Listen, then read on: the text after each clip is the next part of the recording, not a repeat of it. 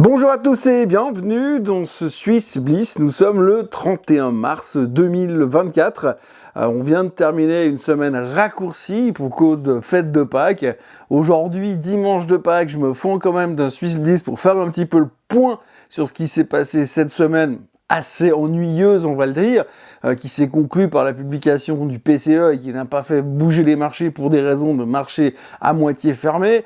On va faire un petit peu le point sur tout ça, voir où on en est. En tout cas, ce qu'il faut retenir, s'il y a une chose à retenir encore une fois cette semaine, c'est que l'optimisme est de mise, que l'on voit que les choses positives, ça c'est clair et net. Personne ne voit le moindre danger sur ce qui se passe au niveau de l'économie. Personne n'est inquiet sur la suite des événements et tout le monde a plus ou moins compris ou rentré dans sa tête que les taux seront baissés. Aux États-Unis, en tout cas, dès le mois de juin, ça c'est quasiment une certitude. De nouveau, je reviens sur la même thématique, c'est la même certitude qu'on avait, qu'on aurait les taux qui allaient baisser au mois de mars, il y a quelques semaines en arrière. Mais là, on est certain que les taux vont baisser au mois de juin. Alors la seule grande question qui commence à venir gentiment dans les marchés, c'est de savoir si cette baisse des taux sera la première de 3, ou est-ce que ce sera seulement la première et la dernière.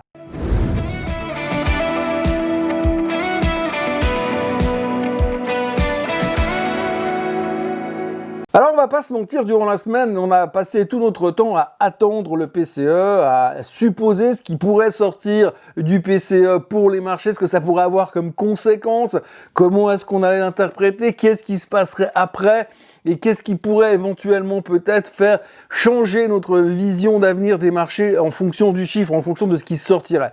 Grosso modo, c'est sorti à 2,8%, pile poil dans les attentes, en hausse de 0,3% par rapport à celui du mois dernier. Donc ça veut dire que l'inflation monte gentiment. Mais si vous écoutez les experts, si vous écoutez même la Fed, eh bien c'est ce qui était attendu et c'est normal. C'est simplement une inflation qui se stabilise gentiment en direction de la baisse et que là pour l'instant, elle fait des petits rebonds à la hausse qui est selon eux parfaitement normal. D'ailleurs, il y avait encore monsieur Powell qui parlait vendredi pour nous confirmer qu'effectivement de leur côté, du côté de la Fed, pour eux, il n'y avait aucune surprise. Tout était en accord avec ce qu'ils attendaient. Donc vraiment aucune inquiétude à avoir. De nouveau, si on regarde les chiffres et qu'on enlève l'énergie, les loyers et la bouffe, eh bien c'est pas si mauvais que ça. Alors c'est vrai qu'encore une fois, c'est quand même pas des choses qu'on peut supprimer de notre vie, mais visiblement Wall Street préfère interpréter ça de cette manière. Et ça, c'était plutôt encourageant. Donc ce qu'il faut retenir vraiment, c'est que ce chiffre était positif, selon les interprétations qu'on en fait. Alors effectivement, maintenant, si vous lisez la presse de ce week-end, vous verrez qu'il y a quand même pas mal de gens aux États-Unis qui commencent à dire ok, l'inflation est plus ou moins sous contrôle, mais quand on voit comment elle remonte, soit le CPI, le PPI ou le PCE maintenant, eh bien, ça laisse supposer quand même qu'à un certain moment, on va avoir la possibilité d'imaginer que les taux ne baisseront pas tant que ça. Alors, il y a ceux qui disent que ça ne baissera pas du tout, parce qu'ils parlent du principe que ça va rester élevé pour longtemps pour continuer à maîtriser cette inflation, donc ce qui pourrait laisser supposer qu'à très court terme, les gens commencent à dire ouais, peut-être qu'ils ne baisseront pas en juin. Et puis il y a ceux qui disent qu'il y aura une baisse de taux en juin et puis après, plus rien du tout. Alors ça, c'est la grande question qu'on peut se poser et c'est la grande question dont on va débattre ces prochains temps. Et la réponse, on pourrait avoir un embryon de réponse avec les chiffres de l'emploi qui sortiront en fin de semaine. Alors évidemment, vous l'aurez compris, autant la semaine dernière, on aura passé notre semaine à attendre le PCE, autant cette semaine, on va attendre la sortie des chiffres de l'emploi pour en faire notre interprétation. Oui, parce qu'on sait tous que la Fed a deux axes, l'inflation et l'emploi. Et M. Powell a donc dit que l'inflation, pour l'instant, on voyait qu'elle repartait gentiment à la hausse, mais que c'était gérable. De l'autre côté, la seule chose qui pourrait le forcer à baisser les taux plus vite que prévu, eh bien, c'est le marché de l'emploi qui s'effondrerait. Alors, on va pas revenir sur les chiffres magouillés et interprétés de manière différente en fonction des mois du côté des services gouvernementaux. Mais en tous les cas, les chiffres de vendredi, les non-farm payrolls, nous donneront une bonne indication de cette éventuelle faiblesse du marché de l'emploi, même si des différents rapports qu'on voit régulièrement, comme les jobless claims qui sont sortis la semaine dernière, reste plutôt encourageant et montre un marché de l'emploi relativement solide. Et c'est ce qui pourrait nous empêcher pour l'instant d'envisager une baisse des taux. Mais encore une fois, si on regarde les futurs et les statistiques et les sondages, tout le monde, on va dire c'est quasiment 80% du marché qui s'attend à une baisse des taux en juin. à peu près les mêmes 80% qui attendaient une baisse des taux en mars. Après, si on creuse un petit peu plus loin dans ces chiffres de l'inflation, il faudra aussi retenir une chose, c'est qu'aujourd'hui, quand vous voyez la hausse des marchés, cette hausse dans laquelle nous sommes depuis début novembre, eh bien, il est aussi extrêmement compliqué d'imaginer de voir une inflation ralentir, alors que finalement, quand vous voyez la hausse de la capitalisation boursière américaine, ça veut aussi dire que comme les Américains sont très investis en actions, ils en ont tous plus ou moins bénéficié. Enfin, ceux qui avaient les moyens d'investir. Donc du coup, vous avez des fortunes qui augmentent, donc quand vous avez votre fortune qui augmente, vous dépensez un petit peu plus, et si vous dépensez un petit peu plus, vous maintenez une inflation relativement élevée. Ceci pourrait expliquer cela. C'est quelque chose qu'il ne faut pas non plus négliger et qui va continuer à supporter une inflation élevée. Plus le marché va monter, plus ça va aider aussi l'inflation à garder cette espèce de pente légèrement ascendante dans laquelle nous sommes depuis maintenant 3 mois. Et puis ce qu'il ne faut pas non plus négliger, c'est que si vous regardez, il y a un graphique assez intéressant, une statistique assez intéressante, c'est qu'aujourd'hui, si vous regardez les dépenses de l'américain moyen, eh bien vous verrez que la partie taux d'intérêt, remboursement de la dette est en hausse et dorénavant représente 3% des dépenses personnelles de l'américain. Ce qui veut dire que sur la masse totale des dépenses, eh bien 3% sont alloués aux intérêts de la dette, si on veut bien. Et ça, il faut exclure les mortgages, les hypothèques. Donc on parle uniquement des dettes de carte de crédit ou des crédits tout simples. Résultat, ce chiffre-là, peut-être, ça veut rien dire pour vous, mais ce qu'il faut savoir, c'est qu'il y a 2 ans en arrière, on était à 1,6%. Aujourd'hui, c'est 3%. Donc il y a de plus en plus d'argent qui est alloué à rembourser la dette, ce qui laisse dire à certains que finalement, aujourd'hui, eh bien, on combat l'inflation avec de la dette, tout simplement. Et ça, c'est jamais très bon sur le long terme.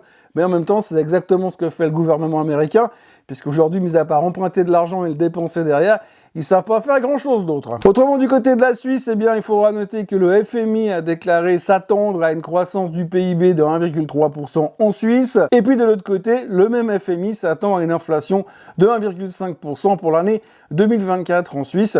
Suisse qui a donc baissé les taux il y a 10 jours en arrière, je vous le rappelle. Et puis autrement, si on regarde le baromètre du COF, qui a le baromètre économique en Suisse, il est sorti la semaine dernière également, est légèrement en baisse, il se stabilise plus ou moins en dessous de sa moyenne à long terme autour des 101,5.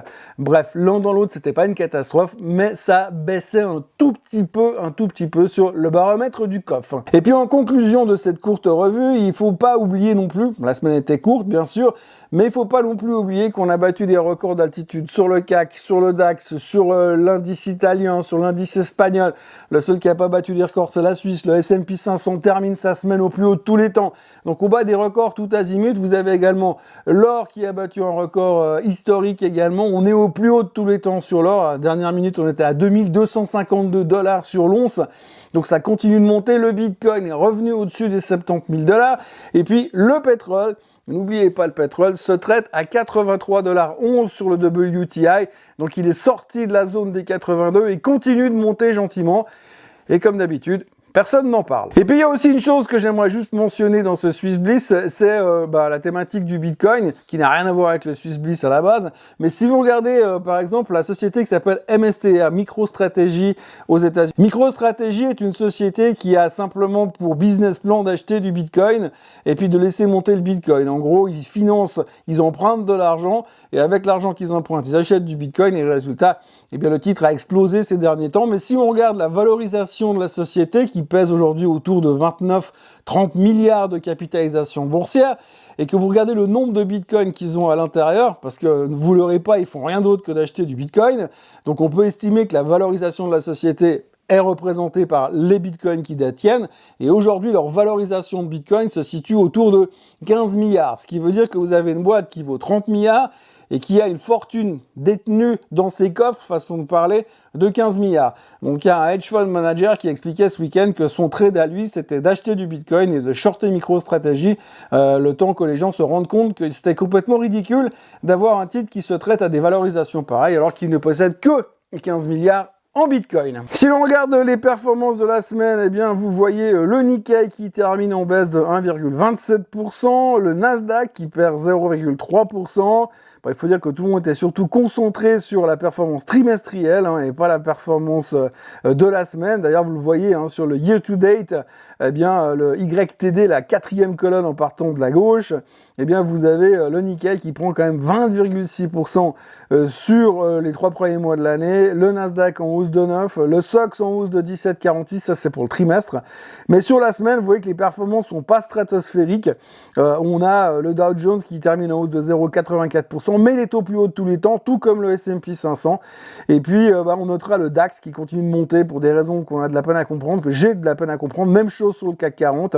Le SMI prend 0,67%, mais on est bien loin des plus hauts historiques. Et puis, comme je vous le disais, le pétrole qui prend 3,08%, l'or qui prend 3,9%, et le Bitcoin qui est en hausse de 4,6% sur la semaine. Le SMI, c'est Swisscom qui est en tête. Alors Swisscom qui est un veau habituellement semble retrouver des couleurs depuis le rachat de cette division italienne il y a quelques semaines. Ensuite, suivi de Kuehne + Nagel, Richemont qui récupère après sa claque de la semaine précédente. Et de l'autre côté, on a Givaudan qui terminait en baisse de 2%, ainsi qu'ABB. Mais il faut dire que Givaudan perdait 2,7% et ABB également dans la même amplitude. Mais il faut dire que ces deux-là ont détaché leurs dividendes.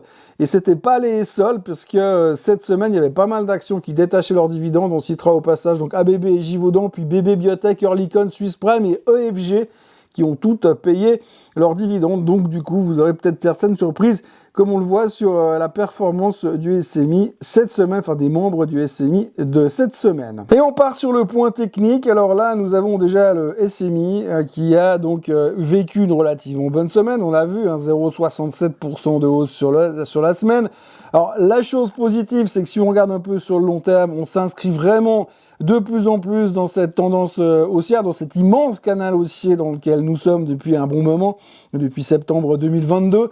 On voit qu'on est bien revenu dedans après cette espèce d'incident de parcours qu'on a eu à cette époque-là. On est bien inscrit à l'intérieur et c'est plutôt encourageant pour l'avenir des marchés. On voit que maintenant, on a une tendance qui est en train de se dessiner ici, gentiment, une tendance un peu plus verticale, on va dire, qui va nous propulser probablement en direction des 12 000 maintenant. C'est l'objectif attendu sur le SMI, mais ça se passe pas trop mal en ce moment. Après, si vous regardez sur le long terme, eh bien, vous voyez qu'on a quand même un petit bout de chemin à faire avant d'aller rechercher ces plus hauts historiques qu'on a ici et qui nous ramènent gentiment en 2022. Et voilà, donc il va falloir encore cravacher un bon bout et sans le retour des pharma et de Nestlé, ça va être extrêmement compliqué de retourner tout là-haut. Petit détour donc par l'Europe. Ici, nous avons le CAC 40 000 qui n'arrête pas de battre des records. Alors, on termine pas la semaine au plus haut de tous les temps sur le CAC, mais encore une fois, vous voyez qu'on a clairement battu de nouveaux records. Alors après, ceux qui sont négatifs seront inquiets par le candlestick de clôture sur le CAC 40 qui laisse supposer qu'on est en train de buter sur une espèce de résistance dans la zone des 8200. Et donc on pourra en voir peut-être une petite correction. De toute façon, vu la hausse de ces derniers temps, ça serait pas mal venu, mais ce qui est vraiment impressionnant, c'est la force relative des indices européens, malgré les chiffres économiques qui sont plus que douteux en Europe.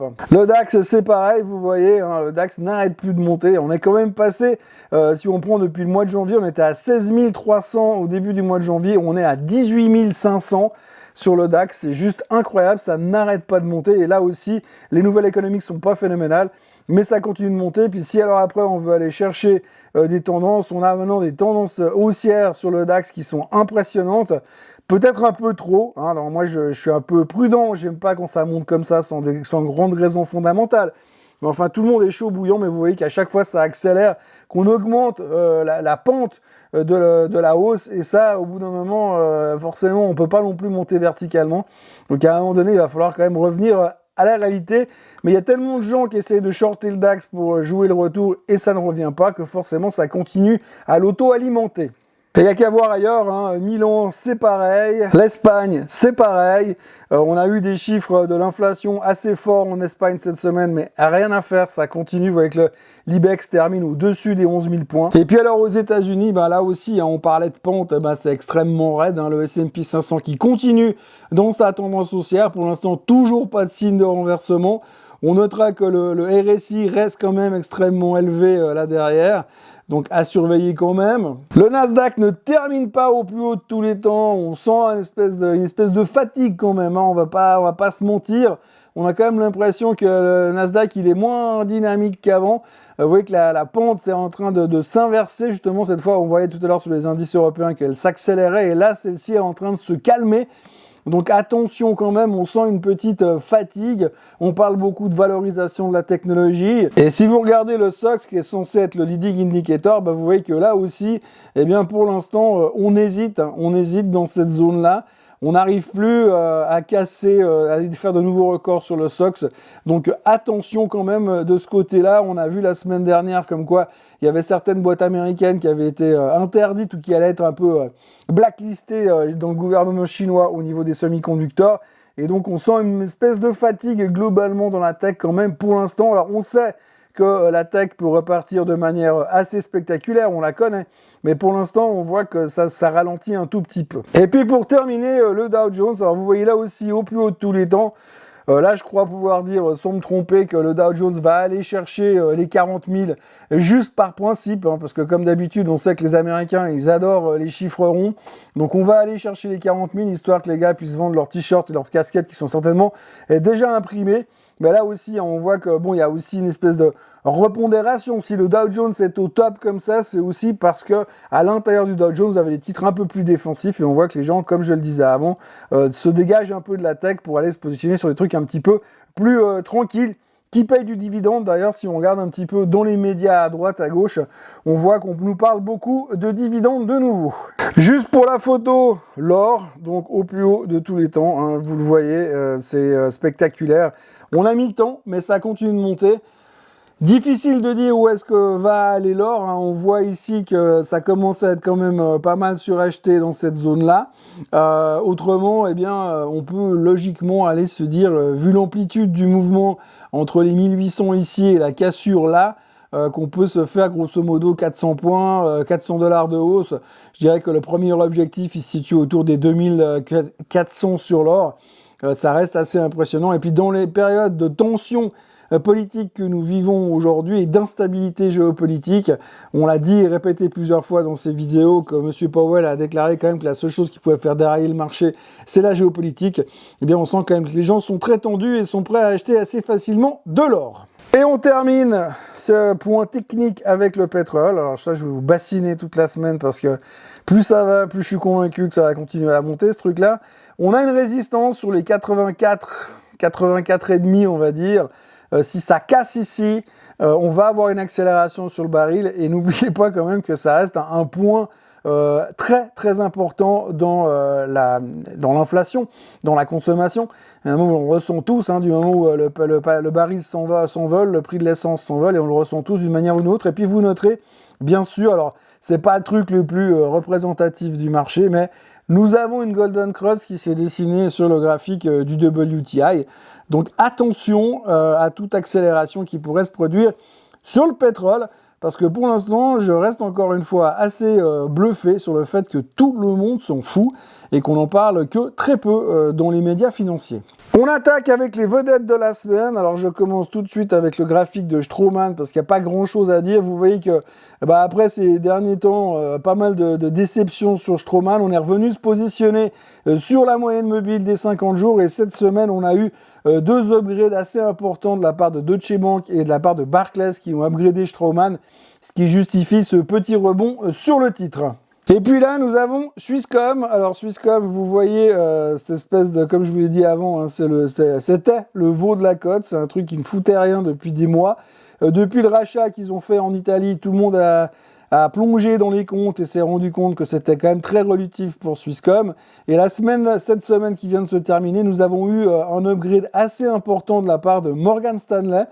Alors, c'est pas ceux qui pèsent le plus en Suisse, mais quand même, Morgan Stanley avait un target sur Swisscom qui était ici à 650, et ils ont augmenté leur target cette semaine, et ils sont passés à 750 sur Swisscom. Donc, ce qui fait que tout d'un coup, tout le monde a commencé à s'exciter sur le titre, et je vous laisse voir le potentiel de hausse que ça nous ferait. Et si Swisscom venait à se réveiller, et puisqu'on parle de réveil, eh bien, on peut aussi, on parlait tout à l'heure de Golden Cross, aussi signaler et qu'effectivement ici on est en train de préparer une Golden Cross sur Swisscom. Donc courir après aujourd'hui, difficile, mais on peut quand même se dire que quelque part sur faiblesse, eh bien il faudra peut-être venir se repositionner dessus, même si je vous l'avoue et je vous l'accorde, c'est pas du tout mon titre préféré sur le marché suisse. Autrement, dans les autres noms, on a Baloise qui a publié des chiffres un petit peu décevants, hein. Ils ont montré une contraction du volume d'affaires pour l'année précédente. Ils ont revu leur stratégie, ils revoient leur stratégie d'investissement extensif, surtout dans le domaine de l'habitat et de la mobilité. Et puis, ils en tirent les conséquences, mais l'un dans l'autre, ils ont quand même proposé de relever le dividende de 30 centimes à 7,7 francs par action.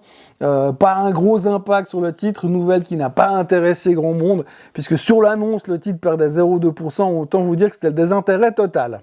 Si on regarde le titre de la Baloise, alors voilà, on est revenu se positionner, on a rebondi parfaitement où il fallait rebondir sur la moyenne mobile dès 200 jours, et puis on essaie de repartir à la hausse. Alors on a vu un espèce de mea culpa de la part de la direction. Est-ce que ça a fait revenir un petit peu les acheteurs à ce niveau-là? Mais vous voyez que par rapport aux autres assurances, c'est pas le titre qui cartonne le mieux, en tout cas en termes de performance. Par contre, il y a quand même un dividende de 7 francs 70 à récupérer là-dessus par année. Dans les autres petites histoires de la semaine en Suisse, on peut parler de Lindt. Alors pourquoi est-ce que je vous parle de Lindt? Parce que d'abord c'est Pâques et que c'est la période du chocolat, mais aussi parce que bien évidemment vous avez vu le cacao a littéralement explosé. Et c'était assez intéressant parce que je suis tombé sur un article sur Lindt & Sprüngli durant la semaine et le journaliste expliquait en disant « Ouh, Lindt & Sprüngli est sous pression à cause de la hausse du cacao ». Alors voici le chart de Lindt & Sprüngli. Alors vous voyez qu'effectivement, si on reprend ce qui s'est dit la semaine dernière, le titre se traitait autour de 10 790 et on est descendu à 10 680 et des poussières sur Lindt & Sprüngli. Hein. Donc ça, c'est la pression à cause de la hausse du cacao. Ce qui était écrit dans les journaux. C'est pas moi qui le dis, je l'ai pas inventé, c'est ce qu'ils disaient dans les médias. Ça, c'est le cours du cacao. Voilà. Hein. Donc le cours du cacao, sur la même période où Lindt & Sprüngli a perdu 3%, a tout cassé, ou 2%, le cacao, il est monté de 8 500 $ la tonne à quasiment 10 000 $ la tonne.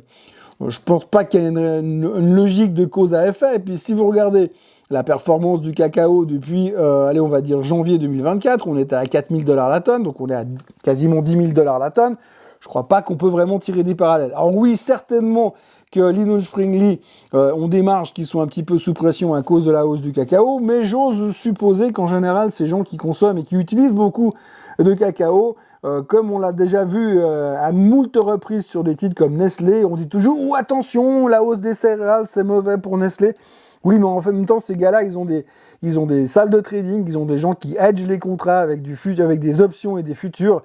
Résultat, c'est difficile de dire quand même quelque part que la hausse du cacao a un impact direct sur le cours de Lindt & Sprüngli. Oui, sur les performances de la société, ça risque de se ressentir sur le long terme avec une pression sur les marges, mais c'est pas non plus ultra corrélé, comme si chaque hausse de 5 $ sur le contrat du cacao avait un impact direct sur Lindt & Sprüngli. Acceleron, qui fabrique des turbocompresseurs, a annoncé un chiffre d'affaires de 914 millions de dollars, en hausse de 17,2%. La marge opérationnelle s'est un peu érodée d'une vingtaine de points à 24,4%. Mais ce qui n'empêche pas que l'EBITDA remontait à 223 millions et les actionnaires vont avoir un dividende de 85 centimes contre 73 centimes l'année passée, donc une relativement bonne nouvelle du côté de chez Acceleron. On notera aussi Lonza, Lonza, je crois qu'ils ont battu le record d'upgrade et de commentaires positifs de la part des analystes. Depuis le début de la semaine, on a eu que ça, hein, que des upgrades, que des recommandations positives sur Lonza depuis les récentes annonces de la semaine précédente. Donc vraiment un avalanche de commentaires optimistes et d'upgrades sur les price targets, d'amélioration des recommandations, bref, que du bonheur du côté de chez Lonza. Et vous le voyez que ça se ressent sur le titre, hein, une belle semaine d'upgrade. Après les annonces, on n'arrête pas de monter. Donc un retour, j'ai envie de dire, en grâce ou en gloire chez Lonza, qui d'ailleurs a également construit une Golden Cross sur son graphique. Et puis on terminera avec l'UBS qui a réévalué ses résultats 2003 parce qu'ils ont réévalué le prix d'acquisition des actions Crédit Suisse. Alors on sait qu'ils avaient fait un gros carton là-dessus parce qu'ils ont racheté ça à la casse et puis que ça valait quand même beaucoup plus. Et résultat, ils avaient annoncé 29 milliards de bénéfices et puis finalement, à après correction, c'est 27,8 milliards. Alors vous me direz à ce niveau-là, 1,2 milliard, ça intéresse qui? Néanmoins, il y a eu un petit peu de pression sur le titre durant la séance de cette annonce. Et puis surtout, on a eu droit au FMI qui est venu commenter le rachat de Crédit Suisse par UBS. Et le FMI nous disait quand même à demi-mot qu'il serait quand même bon de renforcer la surveillance dans le domaine bancaire parce que du coup, UBS, ils avaient quand même un peu la tronche du gars qui a le monopole sur le marché suisse. Alors on sait que les monopoles c'est tout relatif, mais enfin voilà, à l'époque quand il y avait que 3 grosses banques, on nous disait oulala c'est limite, maintenant il n'y en a plus qu'une quasiment, autant vous dire que c'est encore plus limite. Mais bon, visiblement ça a choqué personne lors du rachat de Crédit Suisse, mais le FMI le mentionne quand même quelque part. C'est pas lui qu'on va écouter forcément, mais voilà, attention au monopole. On a vu ce que font le département de la justice aux États-Unis du côté du monopole d'Apple. Ils ont décidé de leur tomber dessus. Alors on peut pas exclure qu'un jour, peut-être, quand on aura changé de conseil fédéral et changé de patron à la BNS, il y en aura un qui aura envie d'enquêter un petit peu sur le côté monopolistique, mais ça c'est une histoire d'avenir éventuel. Néanmoins, l'UBS s'est un petit peu fait secouer sur la journée et sur la semaine, mais rien de bien grave fondamentalement. Voilà ce que l'on pouvait raconter de cette semaine tronquée par le week-end le week-end pascal, tronqué et puis surtout obsédé par les chiffres du PCE qui finalement nous ont accouché d'une souris avec quasiment zéro impact sur les marchés pour le moment. On verra ce que tout le monde va ramener dans les marchés ces prochains jours. Ce sera encore fermé partiellement lundi pour cause de lundi de Pâques. Et on va rattaquer pour de vrai avec une vraie semaine dès mardi matin avec en point de mire les chiffres de l'emploi américain. Voilà, en ce qui me concerne, c'est tout pour ce SwissBiz. Je vous encourage à vous abonner à la chaîne Swissquote en français comme d'habitude, à liker cette vidéo et à me retrouver mardi matin pour un nouveau Morning Bull Live et pour une nouvelle vraie semaine de bourse. Passez un excellent week-end, mangez pas trop de chocolat parce que c'est devenu très très cher, et puis à mardi. Bye bye.